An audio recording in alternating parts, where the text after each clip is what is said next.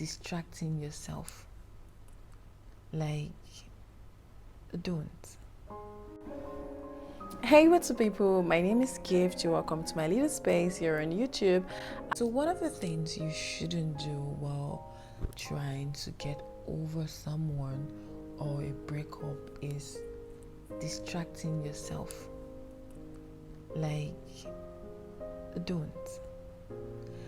I know you're shocked that Gift, why would you say the best thing to do when you're going through a breakup is not to distract yourself? Of course, you would want to stop thinking about this person and you just want to go about your business and all. Or why I know that distracting yourself is not the best answer is, let me give you a scenario. Imagine someone who is worried about something. In order to distract his or herself from that thing, from thinking about it, he just go and get alcohol and just drink alcohol. And when he got so drunk, when he's not drunk, he would just sleep. When you're done sleeping, you're waking back to that problem that made you get yourself high. Where am I driving at, or what am I trying to say? What I'm trying to say is the best thing you could do for yourself when you're heartbroken or when you're going through situations is to let yourself go through it. That moment of your time, of your life, it's your sober period. Please allow yourself to be vulnerable.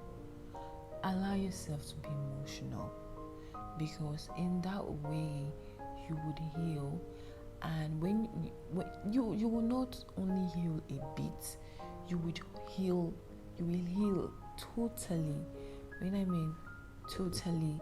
And boy, if you come out of that period, which you would definitely come out of,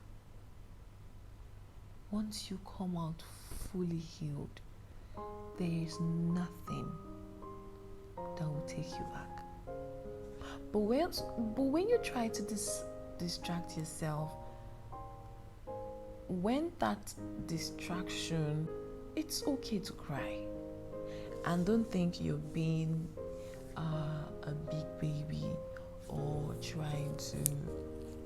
You find your healing that way, and when you heal, you would heal perfectly. Hope you get that. Second way not to get over a relationship is by throwing shades, throwing insults at the people you once had something. You know when you're over this person, because you'll be like, oh, it was a nice time when we were together, but we thank God for better chapters. Like, basically, that's when you're over the person. But if you're not over the person, you're still cursing this person. That's not the best way to get over an ex. It is totally not the best way. So second way not to get over a breakup or get over pain or situations is cursing the people you were once in a relationship with, like calling them names, doing all manner of things, like just to make yourself feel better. Like, it's not the right thing to do, because when you do that, it shows you're still crazy about them. It shows you still want them. And 99% of people who throw shades at their exes after a breakup, if there's slight opportunity, they would go back. I tell you no lie. They would go back. There's this thing I've been saying on the internet lately, and it goes like this.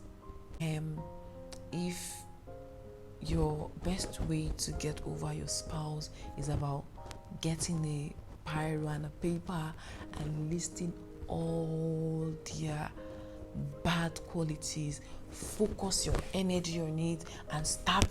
It will make you to probably get over the heartbreak. I really don't know what that is, and I don't even know who generated that stuff. But for me, if you were still cursing this person at every given opportunity, I would interpret it as you're still into this person. That's just it.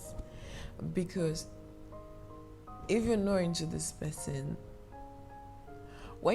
how you know you're not into your spouse anymore is when you see them or something, you are at peace with yourself, you pray the best for them, like, oh, don't worry, I wish you all the best. You're at peace, like you're not even trying to curse this person, you're not trying to. What even amazes me is how people say, okay, because we are not dating, if he's moving on the road like this, trailer should jam him. If he's doing this, come on, it's not called for. What if it was God's plan? Have you ever thought of that? What if these people were not meant to be in your life? Most times, it's not even about the person. There are some people that they said it's not possible for someone to be perfect. But see, there are sometimes some people you would say they are perfect. Not the fact that the relationship did not work for both of you does not mean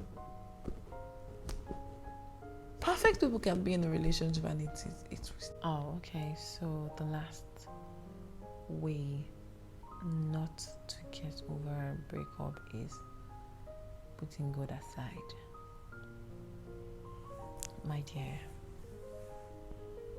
the best friend you need during heartbreak or going through situation is God. You shouldn't take him out of the equation. Please don't. When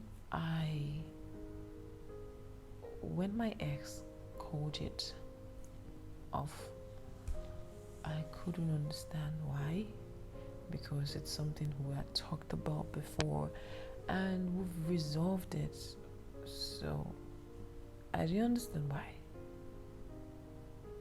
I totally did not understand why. So the only person that I could actually talk to is God.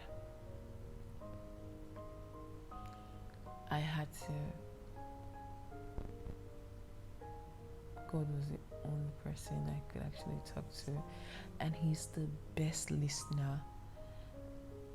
And I would teach you a simple prayer that helped me. And when I prayed that prayer genuinely from my heart, with the pain I felt, he answered me. And I'm healed totally. I don't feel pain. I don't feel like, oh, he's a stupid boy, he did this, he did that. No, I bless him because I believe it's God prevent, although there are some situations that it's not God's way, but just that both parties or a party did not manage the situation well and things just went south, because most breakup is not God's will, but both parties did not manage it well, miscommunication and all of those stuff.